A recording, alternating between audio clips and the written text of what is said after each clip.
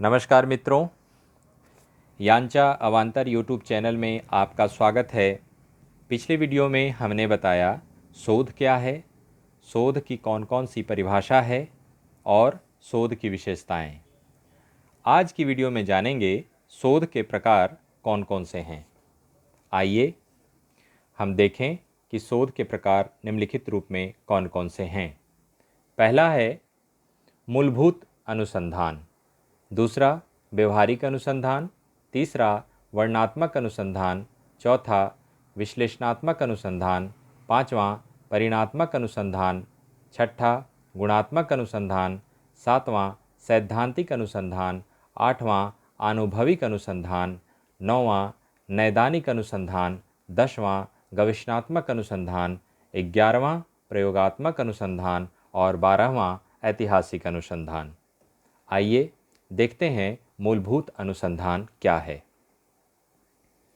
इसके अंतर्गत सिद्धांत का निर्माण होता है जो ज्ञान का विस्तार करता है।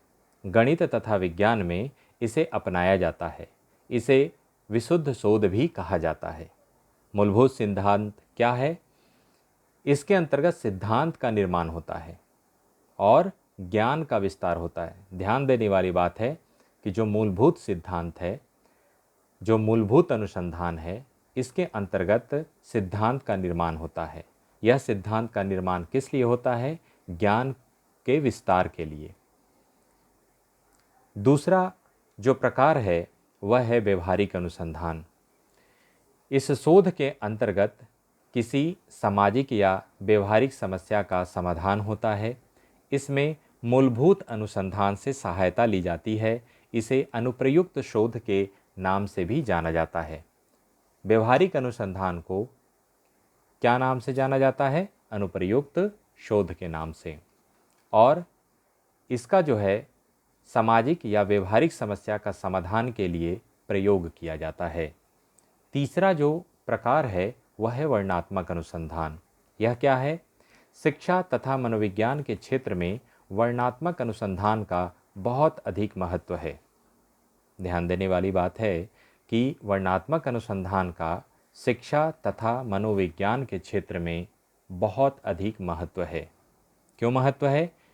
इस शोध का उद्देश्य वर्तमान दशाओं, क्रियाओं, अभिवृत्तियों तथा स्थिति के विषय को ज्ञान प्राप्त करना है।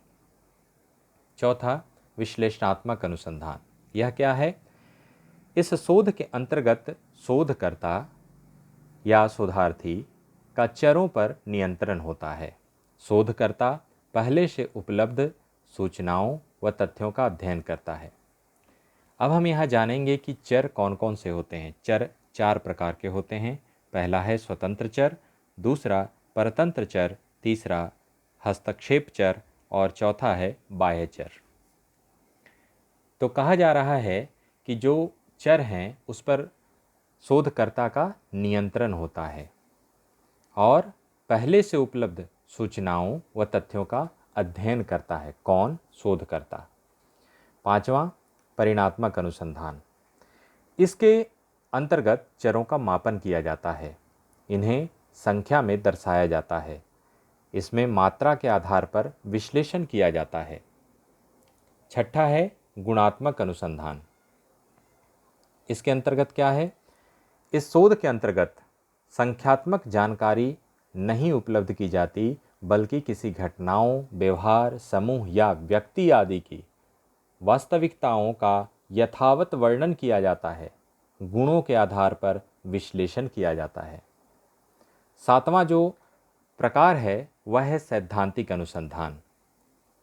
यह अनुसंधान तथ्य संग्रह की दृष्टि से नहीं, बल्कि ज्ञान की खोज पर अधिक बल देता है। ध्यान देने वाली बात है कि जो सैद्धांतिक अनुसंधान है वह किस पर बल देता है? ज्ञान की खोज पर। ज्ञान की खोज पर अधिक बल देता है। इसमें विशेष समस्या का समाधान किया जाता है। आठवां प्रकार है आनुभविक अनुसंधान। इस शोध के अंतर्गत अनुभव एवं अवलोकन के आधार पर कार्य किया जाता है। आनुभविक अनुसंधान में क्या किया जाता है? अनुभव एवं अवलोकन के आधार पर कार्य किया जाता है। शोधार्थी अनुसंधान हेतु उपकल्पना तैयार करता है। ध्यान देने वाली बात है कि इसमें जो अनुभवी अनुसंधान है, इसमें शोधार्थी क्या करता है? उपकल्पना तैयार करता है और अपने अनुसंधान हेतु सामग्री का एकत्रीकरण करता है।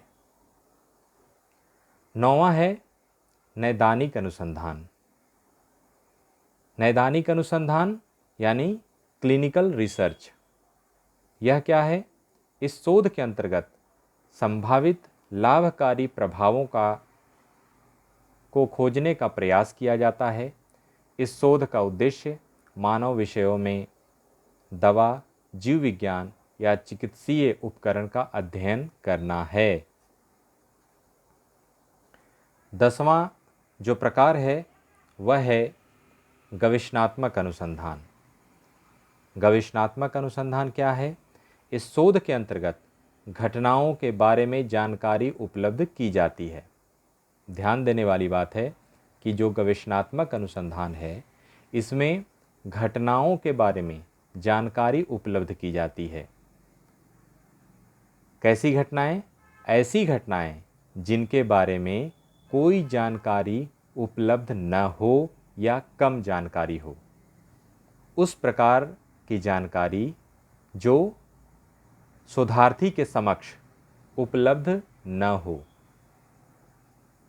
उस तरह की जानकारी जो शोधार्थी को उपलब्ध न हो, ध्यान देने वाली बात है, यह गवेषणात्मक अनुसंधान में किया जाता है, इसके माध्यम से खोजा जाता है। घटनाओं के बारे में जानकारी उपलब्ध की जाती है। 11वां प्रयोगात्मक अनुसंधान। इस शोध के अंतर्गत अत्यंत सावधानीपूर्वक नियंत्रित तरीके से कारण और प्रभाव संबंधों की जांच की जाती है। देखिए, जो प्रयोगात्मक अनुसंधान है, इसमें कह रहा है कि सावधानीपूर्वक नियंत्रण तरीके से कारण और प्रभाव संबंधों की जांच की जाती है। 12वां है ऐतिहासिक अनुसंधान। ऐतिहासिक अनुसंधान क्या है? इस शोध के अंतर्गत अतीत या भूत से होता है। ऐतिहासिक अनुसंधान का संबंध किससे होता है? कई बार प्रश्न भी पूछा जाता है यूजीसी नेट में कि ऐतिहासिक अनुसंधान का संबंध किससे है? अतीत से और भूत से। इस शोध में भूत के तथ्यों का आकलन कर वर्तमान की समस्याओं एवं चुनौतियों का समाधान खोजा जाता है। जो ऐतिहासिक अनुसंधान है, इसको बहुत गौर से समझिए कि इसके अंतर्गत अतीत या भूत से होता है।